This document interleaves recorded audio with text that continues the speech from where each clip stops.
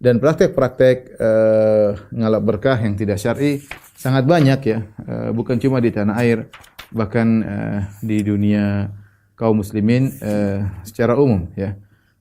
Di antaranya tanah air kita, di buku saya itu halaman 331, bagaimana saya nukil tentang kuburan seorang kiai yang di mana banyak orang datang ke situ, kemudian mengambil-ngambil pasir yang ada di kuburan tersebut, ya,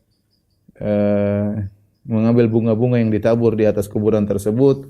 Kemudian ketika ditanya, ya, sebagian mereka menjawab dengan yang tidak rasional, ya. Dia mengatakan, misalnya, ini akan saya gunakan untuk mengobati sakit linu, ya.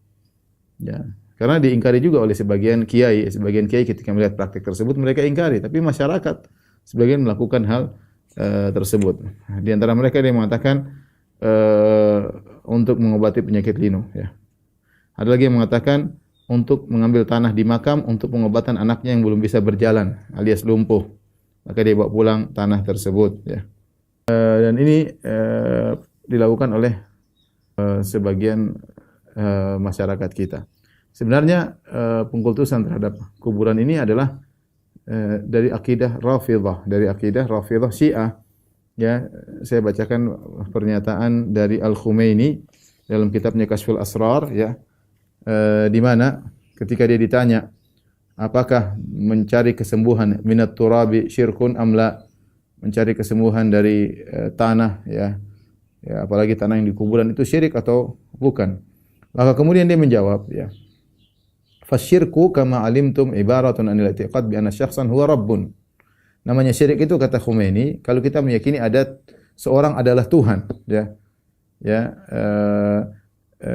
annahu rabbun atau an yu'bad ala annahu rabbun, atau dia diibadahi dengan asumsi dia adalah Tuhan, pencipta, ya. Atau dia dimintai pertolongan di mana diyakini dia punya kemampuan sendiri untuk memberi pengaruh. Jadi dia mengatakan, fa idza talaba syakhsun asy-syifa min turbatin aw min ayyi syai'in akhar bi unwanin annahu rabbun aw syarikullah aw muqabilun lillah wa mustaqillun fi ta'thir aw ala asasin anna sahibal qabr rabbun fa hadha syirkun bal junun. Jadi kalau minta sesuatu kepada seseorang, ya, dengan meyakini dia itu adalah Tuhan, atau dia Tuhan, ya, sekutu bagi Allah Subhanahu wa taala, atau dia punya kemampuan untuk memberi pengaruh secara merdeka, maka ini baru secara independen, itulah yang disebut dengan syirik.